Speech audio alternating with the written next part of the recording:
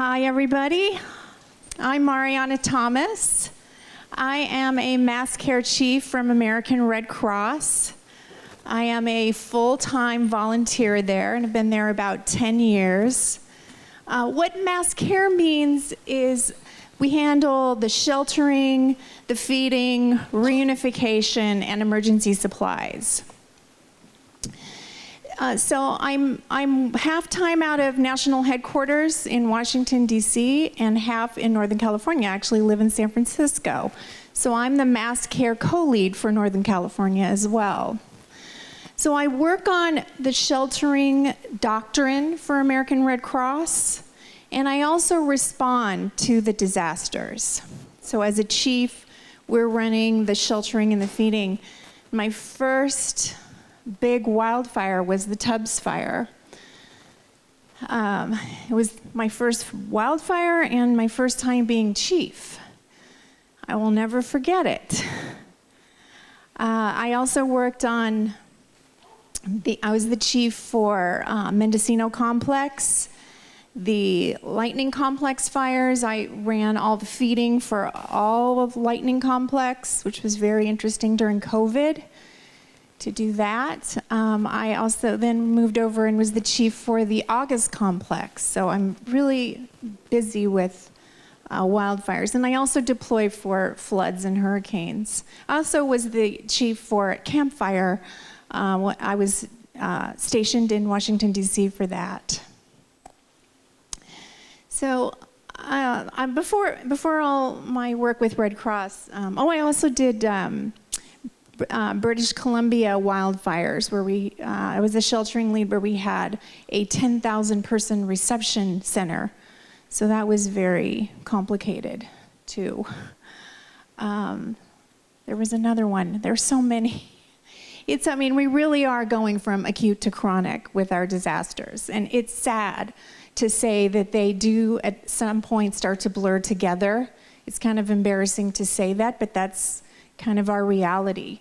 And in fact, Red Cross is doing a lot to pre-position resources now. We are hiring people to be ready for disasters, and we will pre-position them. And we've always done that with supplies, but now we're starting to do that with people. It really is busier than ever. So I remember the first time I walked into a shelter, I was hooked. I was coming off of my career in tech. I was a product manager at Apple, and I was a CEO of a PR firm in San Francisco serving tech clients. And I walked into my first shelter, and Red Cross seems to do this to me. They just kind of throw me in the deep end. My first shift at a shelter was as the shelter manager. And I remember being scared and not sure of what was going on, and just seeing the high emotions in the room and not really knowing how I was going to react. And like something happened to me. I was scared, but I got clarity of thought, and I knew what to do and knew what to say, and I've been hooked ever since on sheltering. So that's really my specialty at Red Cross, is sheltering. In my next chapter, I want to focus on preparedness and resilience. I think that with the time spent, there's so much we can do to help people from not becoming a Red Cross shelter client. I mean, just imagine if we spent time getting everybody insurance, like renter's insurance, how far that would stretch. So that's kind of what I'm thinking about next for myself in terms of my career. So let's talk about Red Cross sheltering. It is a last resort. It's a refuge of last resort. It's where people go when they don't have any friends or family to shelter them. There are no hotels available, or they don't have the money. Red Cross is providing, it's truly an emergency shelter. So it's just getting them out of harm's way. It's giving them food and water and some comfort and some information. So, but it's nowhere, people don't belong there more than a few days. So this is where the panelists come in, is what happens after that. And everyone on this panel was handpicked because they're innovators in permanent housing. So when I walk into a shelter, and I'm looking out at the gym floor, and I see all the people there, and I just think to myself, how in the hell are we gonna ever get these people housing? And how are we gonna get them into something better? Well, there's not enough inventory of houses. They're under-resourced. They don't have enough money. And the innovators here, people like this, are how we get people moving along to better housing solutions. So we're going to hear from them today. All right, so why don't we each have you introduce yourselves for 5 minutes? Sure. Go ahead. Am I on? Yes? Okay. Good morning. My name is Deana Freres, and I'm from the Santiam Canyon in Oregon. We are in year 2 as of September 8th of our recovery since the Beachy Creek fire. I have the privilege of serving as the board president for the Santiam Canyon Long-Term Recovery Group. That developed after several months of the immediate relief and recovery effort. I co-founded the Santiam Canyon Wildfire Relief Fund in partnership with the Santiam Hospital and Clinics. And you'll hear the word Santiam over and over. I'm also, my superpower is giving agencies really long, cumbersome names that you can't make a short acronym of. So the Santiam Canyon Wildfire Relief Fund and in partnership with the Santiam Hospital and Clinics provided the immediate and early response for our communities. Since then, the hospital and clinics, we've had our representative, Jake, was on a panel earlier this week, but has been contracted to provide the individual case management for our community. So we're really proud of that. And as a result, we're also personally involved with the Resilient Headwaters and Marion Soil and Conservation District, so 2 agencies that are working hard to restore and protect our watershed. Santiam is the name of our river, and it is important to note that because that river is actually a dividing line between 2 counties. So the fire, as most of us know, doesn't follow geo or political boundaries. So we were cross-jurisdictional between 2 counties. I bring that up because I've been asked to sit in for Marion County policy analyst Matt Lawyer, who was initially handpicked to sit on this council. He's unable to come. And I'd like to share that we were incredibly privileged by our county leadership in both counties. Marion has taken the lead in housing. Lynn is our other county, by the way, Marion and Lynn County.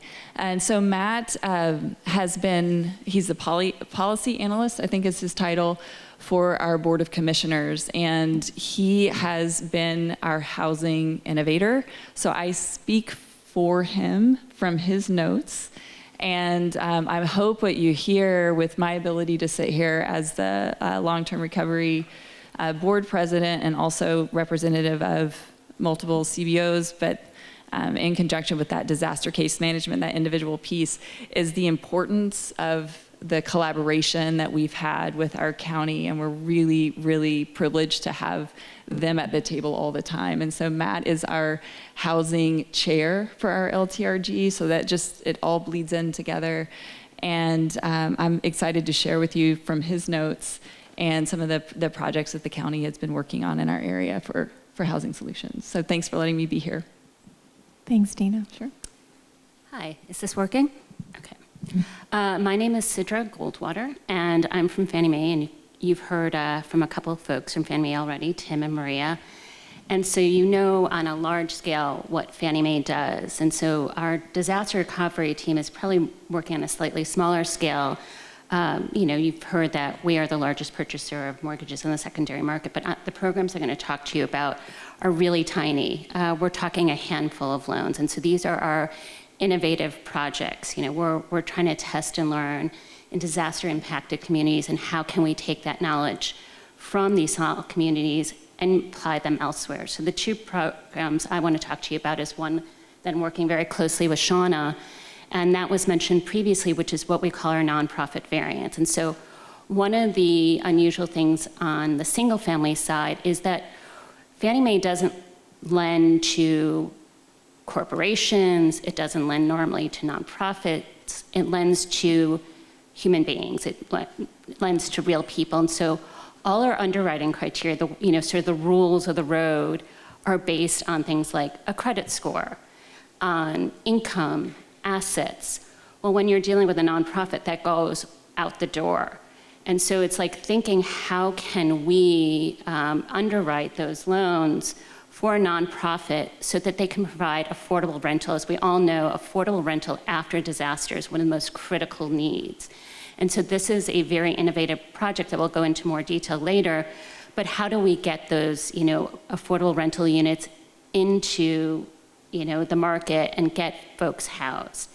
And then the second project I want to talk about is something that we've always had in our selling and servicing guides. And so what our selling and servicing guides are sort of our rules to the road in terms of how do we, Fannie Mae, interact with lenders and servicers, the folks who manage our loans. And so these are very complex, documents. They're thousands of pages. And what we are looking to do with these programs, it's either a variant, which is sort of an exception to the rule, or we're testing to learn to see how can we develop those rules in a better way. And so the second project I want to talk to you all about is we recently closed our first sweat equity loan with a Habitat affiliate. And so most folks are fairly familiar with the Habitat model, and that they provide a 0% interest rate, which you really can't, that's about as, we would all take a 0% interest rate loan, right? But how do we get conventional financing into these nonprofit hands to let them increase their capacity? So it's great that you do a 0% interest loan, but that means that nonprofit has to hold that, and that limits their ability to create more home ownership. And so how do we work with them to figure out, okay, it's layers of things. So it's sweat equity as part of the down payment assistance. It's bringing other, subsidies to the table, and how do you layer that with conventional financing? So with this first loan of what's supposed to be 5, we're hoping to sort of improve our rules of the road within our selling and servicing guides so that other affiliates and other nonprofits can take advantage of this program. And with that, I'll turn it over to Seana. Thanks, Sidra. Hello, good morning. My name is Seana O'Shaughnessy, and I am with Community Housing Improvement Program, CHIP. We serve 7 Northern California counties, so Shasta, Tehama, Glen, Butte, Colusa, Yuba, Sutter. We have been hit with sequential wildfires, particularly Shasta County and Butte County.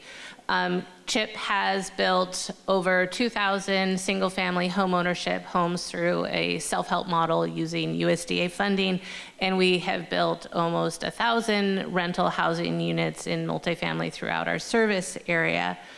We were directly impacted by the Camp Fire. We lost a 36-unit multifamily tax credit project in the town of Paradise, and that's what you're looking at. It was the largest multifamily housing property in Paradise and the first tax credit property that had ever been built. We had 5 staff members lose their homes, and my parents also lost their homes. So the recovery work is very important and very personal to all of us at CHIP. So what I want to talk about, if we have time, we're definitely going to talk about single-family rentals, manufactured housing, and kind of trying to get rental housing back up and running quickly. I mean, obviously it's 4 years, so we haven't done it quickly, but so that the next fire can go more quickly. What it takes to rebuild multifamily housing, because we have successfully rebuilt Paradise Community Village. What it takes to build new multifamily in a rural community with septic. and then kind of how we're tweaking our single-family homeownership programs to make it work in a post-disaster environment. So those are kind of the key things I want to talk about, including how we're funding all of those things. Thank you so much. So in a little bit, I'm going to come down to the audience and ask for your questions, so you can start thinking about those. So is there a more you'd like to add to some of your key programs that you'd like to highlight? Sure, I can start with, so Seana and I have been working very closely for about the last 2.5, 3 years. And so what this nonprofit variance is basically, as Seana said, is getting, what we envisioned was Fannie Mae, fortunately or unfortunately, has what we call real estate owned property. And this is where we have foreclosed on a home. In the case of these homes in Paradise, they burned to the ground. And so what our team is doing is, when I say our team, our real estate owned, so they're the folks who go in and rehab properties that have been foreclosed and resell them, and hopefully resell them to either homeowners or nonprofits for affordable rental or for affordable innovative home ownership programs. So what we did with this, we thought one of the ways that we could get homes quickly to communities impacted after disasters using manufactured housing. And so with this first program, we used something called Manufactured Housing Advantage, which is MHA, which is sort of the high end of manufactured housing. These are homes that you would not normally view as manufactured housing. They have porches, they may have a built-in garage, but they look like something that belongs in a community. And so our idea was that, and this was pre-COVID, so keep that all in mind. So everything obviously with COVID got a little bit more complex, a little bit delayed in terms of timelines, was that we would place MH Advantage units on these lots and then sell them to Seana, who would use other resources such as CDBG-DR, you're using some Red Cross funds, other layers of funding, but we would provide the conventional financing to help finance these homes. And I can turn it over to you to talk a little bit more about how you're using some of the subsidy. Yeah, so as Mariana said, after a disaster, housing is the toughest nut to crack. You have lost units. We lost 14,000 units of housing. California is in an affordability crisis. We haven't been building enough housing for decades, and then you have these disasters after disasters, and the hole that we're in is just deeper, and it feels impossible. And as a housing developer, the community is looking at you to say, like, well, what are you going to do? How are you going to build these houses? What are you doing? And multifamily housing takes years. It takes years to put together the land, put together the financial stacking, and then it just is too long to really help a community recover. It's an important part of it. It has to happen, but it's not that immediate. So that was really the driving motivation for this partnership with Fannie, is how do we speed up recovery, and particularly in rural communities that maybe don't have a lot of multifamily housing, have a lot of single family housing stock. How do we replace this type of housing that's a really important part of the housing in that community? And so this pilot project was, okay, let's bring back single family rentals. Let's have a nonprofit do it, because private landlords, it doesn't make sense for them to rebuild. The cost of construction is too much. They're not going to make enough money, but nonprofits aren't motivated by the same profit motive. I mean, we don't really care if we're making money. It just has to pay for itself. And so having cheaper financing, having philanthropy dollars, and access to lots or rebuilt properties through Fannie Mae allows us to accelerate. That is probably what hasn't happened in this, but we are kind of proving this concept. We're getting past the regulators at Fannie Mae.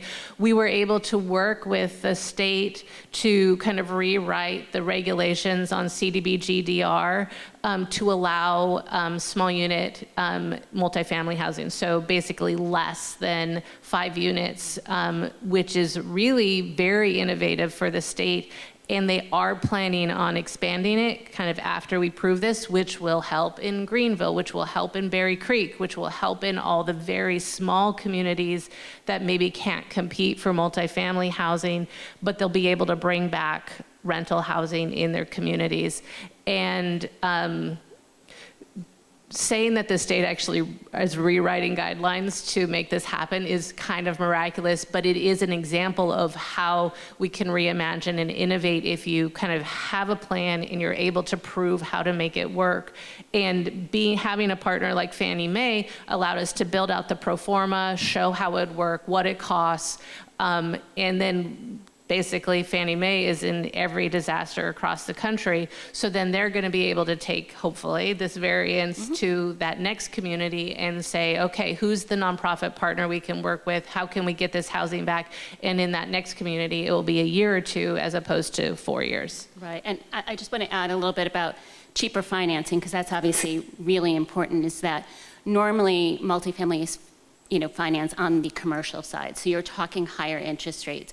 If you're a homeowner, it's, the single family side is focused on home ownership. And so we're basically lending to CHIP as though they were a homeowner. So they're not getting an increase in interest rates because it is an investment property. They will be getting an equivalent to a home ownership, if you were a homeowner, because we understand that they're not motivated by profit, that they're not, adding on additional, fees, et cetera, but they want to get, and they're focused on 80% AMI, so low to moderate income. And that this is, with the CDBG-DR, their HUD is requiring that, or the state is requiring that this is affordable for at least 20 years. So this is not short term, this is in the future. We are not layering on any additional affordability restrictions. We're relying on the programs themselves to sort of dictate that this is what is affordable to them, how, the financing, other subsidies are going to be dictating that. We're not adding additional rules to that. And so I think that's very important. And what we're hoping to be able to do, and this is where we get it, this is a pilot. It had to get approval from our regulator. If you go to Fannie Mae's website, you'll see that this is one of our key pilots that we're hoping to promote and push out across the country to disaster-impacted communities, because this is something we view as something innovative. Hopefully, in a post-COVID era, we can get this out a little bit faster. Obviously, we all know that one of the huge delays we've had was just construction. I mean, it's just everything has taken longer. We're all well aware that the costs were higher. We designed this program when we thought it was going to be a 2.5% interest rate. We know interest rates are a little bit different right now, but we're hoping to take those lessons and apply those in future communities. And one last thing before we turn it over to Deana, is we're piloting kind of two approaches. So one where we purchased lots from Fannie Mae at a reasonable price, and we constructed the MHUs, and then we are going to purchase 4 of the units that they reconstructed. So we were experimenting with both models, and I think that it gives more flexibility for Fannie Mae in future communities to kind of say, all right, what's the strengths of the nonprofit in this community? Maybe I'm partnering with an organization that has lots of construction and they want to stick build and we'll just do lots, or they don't have that capacity and the REO team is able to bring all of their firepower to rebuilding, and the nonprofit just has to step in and put together the financing package and purchase it. So it is innovative and it is thinking outside the box, and we're really excited about it. We're just disappointed that it's taken so much longer than we had hoped, but I guess that's what it is. I think, just to respond to your innovation in financing, I'll reorganize my thoughts here, so bear with me on the spot. But it seems to me that one of the projects that the county's been working on in our area would be a perfect match for what you've just described. So maybe this is an exercise in tell me more, so I learn and you guys just get to watch me ask ignorant questions. No. So one of the projects that's really, really interesting is that the county actually secured some funding to purchase 15 acres of property within it's not in the burn scar, but it's in the community, in a municipality, with the intention of developing with a private partnership up to 66 units. Some would be, it's very low density, right? So mostly single family with some small, maybe duplex, fourplex in there. So those wheels are turning, right? But the next step that hasn't been concerned is how do we make those units available to the community with prioritization to those who have been displaced and lost their homes. And so we could probably negotiate that right now, I think would be great. I neither work for the county but we can make that happen. So that's exciting to me, because to me there's a piece, like you're describing, how do we launch the development piece and the counties, and it's figuring out what I would consider an innovative way to do that. So is that in line with, at what point in this process would we bring you in, or potentially consider a nonprofit to own these units, and then how would you transition that into the programs you've just described? Conversation with Tim Carpenter. But no, I would say that we started having these conversations very early on, even before I've been with the disaster team, although I've been at Fannie Mae for over 15 years, for about 2.5, 3 years, is bring folks in as early as possible, because it's trying to understand what are the barriers. So the other project I wanted to talk about, which I think will also go into what you're asking, is the sweat equity. And so this is a home ownership model. So one of the things that Fannie Mae is really trying to crack, and this is not just for disaster and impacted communities, but across the board, is how do you provide down payment assistance? And I think everyone in the room can agree that this is one of the largest barriers to home ownership, is how do you provide down payment assistance? And one of the, I don't want to say advantages, but one of the resources that disaster impacted communities have is a huge pool of volunteer labor. You have people who want to help, who want to give hours. And so we have been working at Fannie Mae with Chipola Habitat, which is in Hurricane Michael impacted communities, so water, not fire, but to build and develop 4 homes. So again, if we're talking small scale, these are not huge programs, but to look at how can we use conventional financing to bring affordable home ownership. And so with this first set of homes, or this first home, which we closed about 6 weeks ago, we used about 1,200 hours of volunteer labor, and this volunteer labor came from actually a community college, which was workforce development, for the students actually built the homes. And so that equaled about $30,000, which is real money in terms of down payment for that homeowner. And this was not just the sweat equity. There was other subsidies in there. There was state disaster funds, but basically it allowed the Chipola Habitat to bring down the ultimate mortgage to something that was affordable for that homeowner. And so this was, we're talking again, low income. This was about 80% AMI, area median income. So that was something that was very, huge. And so we have been learning, and this is something, sweat equity in theory has been something that has been part of our Home Ready, which is our first-time homeowner program, but it had never been implemented because we never said how to do it. And so one of the things that we learned was, okay, how do you quantify this? How do you make it repeatable? And so what we did was basically said, well, Habitat tracks the volunteer hours. That's something that's easy to do no matter who you are. You can log all those hours. And then the second thing was, well, how do you establish a value? And so we basically said the lender needs to establish a value, and there are databases out there that says how much a volunteer hour's worth, and we all know that. And so you just take those 2 components, that's pretty simple. You multiply the value times the number of hours, and that is the down payment assistance. Simple, repeatable. I think that's incredibly important. And so that's what we're driving towards, is putting that out there so that other nonprofits, other affiliates, other lenders can take that and view this as a tool in their toolbox, particularly in disaster impacted communities where there is that huge, goodwill, lots of volunteer labor, and lots of need for rebuilding or repairing homes for home ownership. So I just wanted to highlight that. And I know, Shauna, you had. That's great. Talk a little bit about home ownership real quick? Yeah, I do want to expand on that. I want to keep going on this theme of home ownership. So that the disaster has happened, people, their homes are destroyed, they're under-resourced, underinsured. It looks bleak. And you at the table have a goal of expanding home ownership. Like, how in the heck do you make that happen? So can you talk a little bit more about that? Do you want to go first, or do you want me to go first? Why don't you go first? I do want to reserve some time to talk about 2 other projects in the county that are more interim based, that were very innovative as far as not temporary housing, but the interim. So let's complete this conversation. And we'll Seems come back most to you, appropriate. Deana. You bet.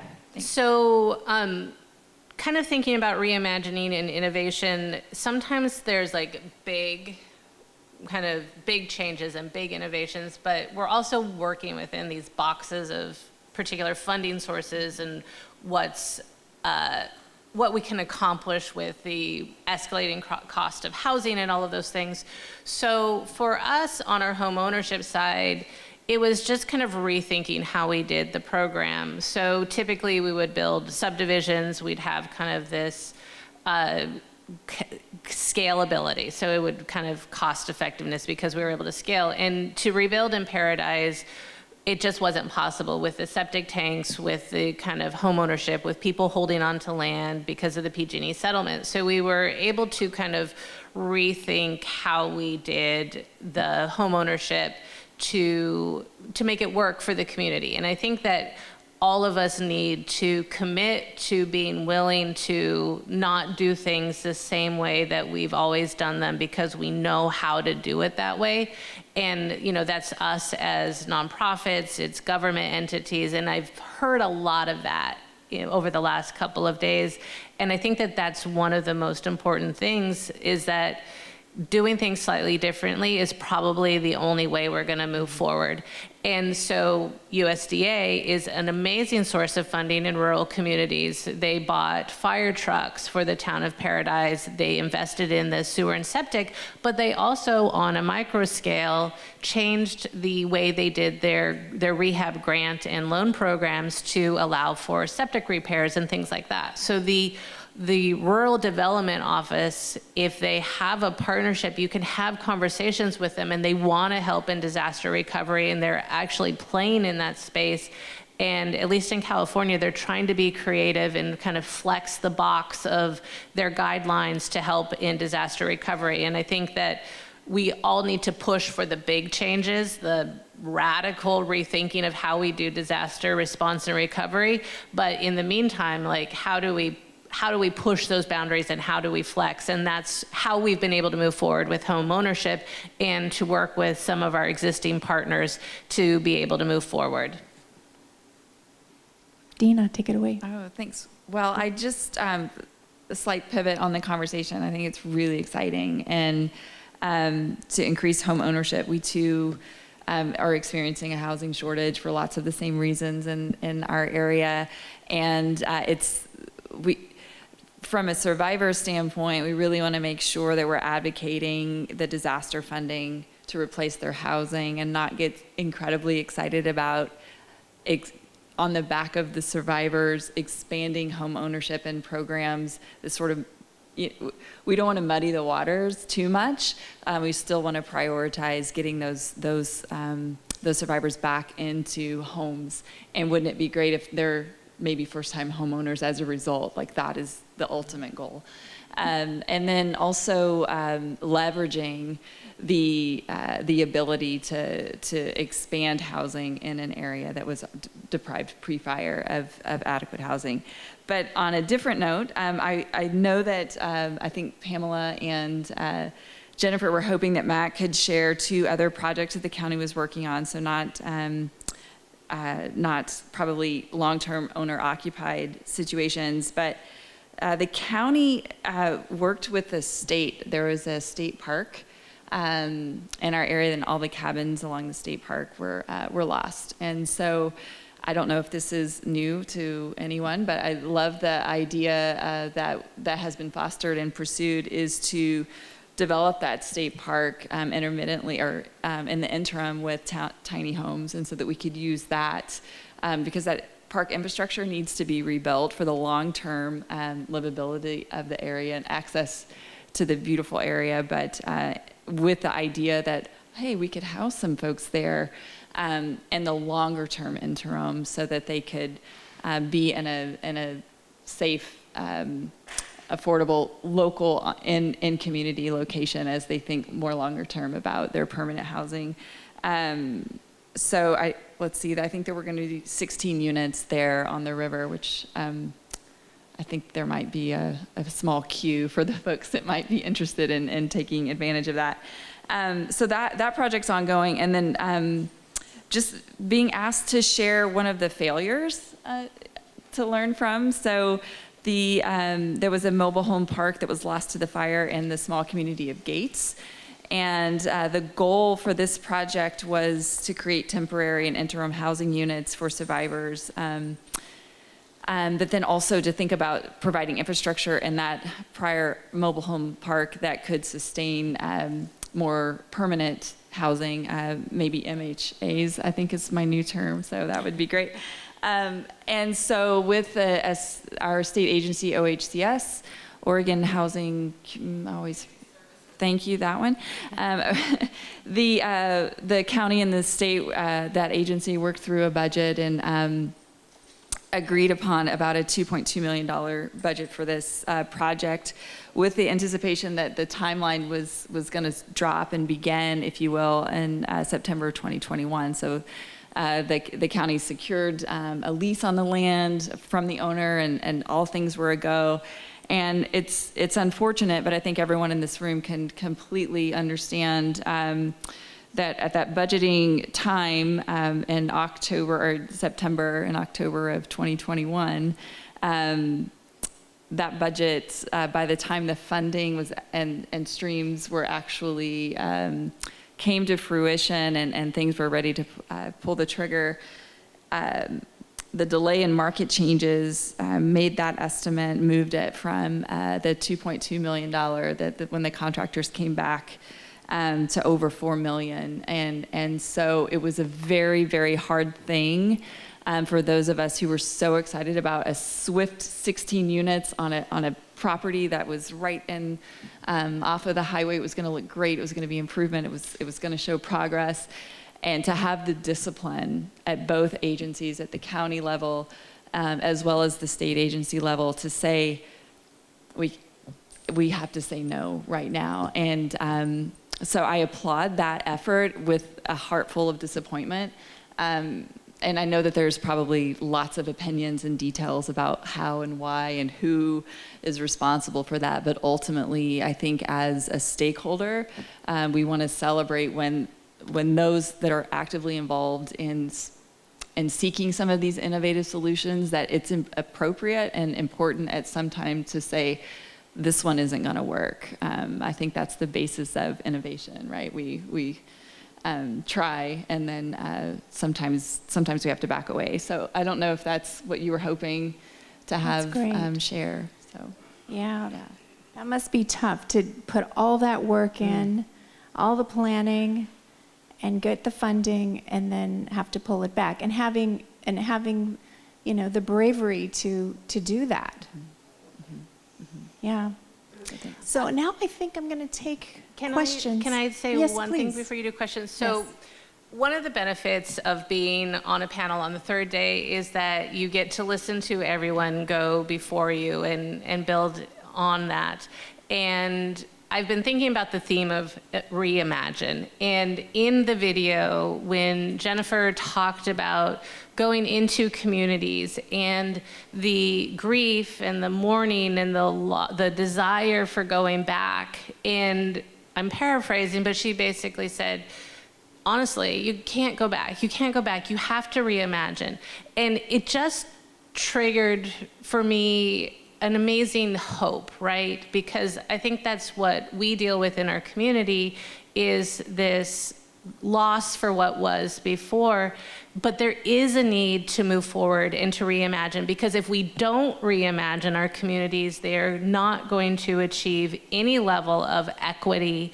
And that's what Kareem said, and he was like, why would we want to go back? We want to like see this world as we want it to be. And that's the opportunity for us to reimagine a more equitable, more diverse communities after a fire. But it's going to be hard because it's more expensive. It's not as easy. You have to like intentionally invest in affordable housing. And we've heard the word collaborate a lot. And I was like, we have to have radical collaboration where we're really willing to like not look out for our own self-interest in the partnership, but to move it forward. And what Deana said and what Tatiana said also about not being afraid of failure. Like, we need to be willing to experiment and to try new things and to move forward. And all types of funders and organizations and agencies, we have to be willing to try, because we're not going to achieve the world we want to have if we're not willing to experiment. And so this word reimagine, I hadn't really thought about it, and then just this week, it's just been so powerful to think about what can our communities look like, how do we reimagine them? So that was kind of what's been buzzing in my head all week, and I really appreciate it. Thanks, Jennifer. Thank you.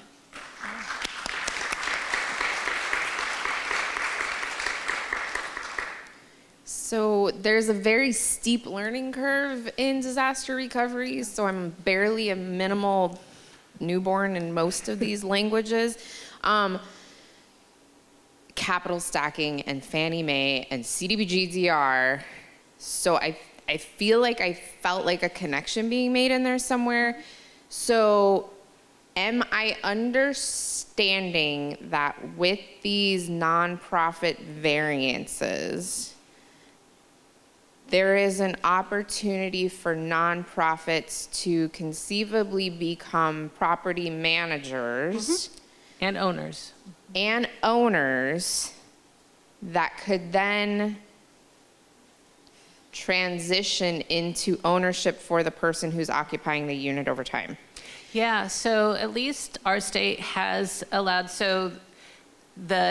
that we could convert the rental units into home ownership under CDBG-DR. Okay. So it was something that I talked to them. So we couldn't finance all of it because we couldn't afford it. I mean, we're not there for profit, but we also can't like bleed like a mortgage. But between CDBG-DR and the financing, we can cobble together the financing to do it.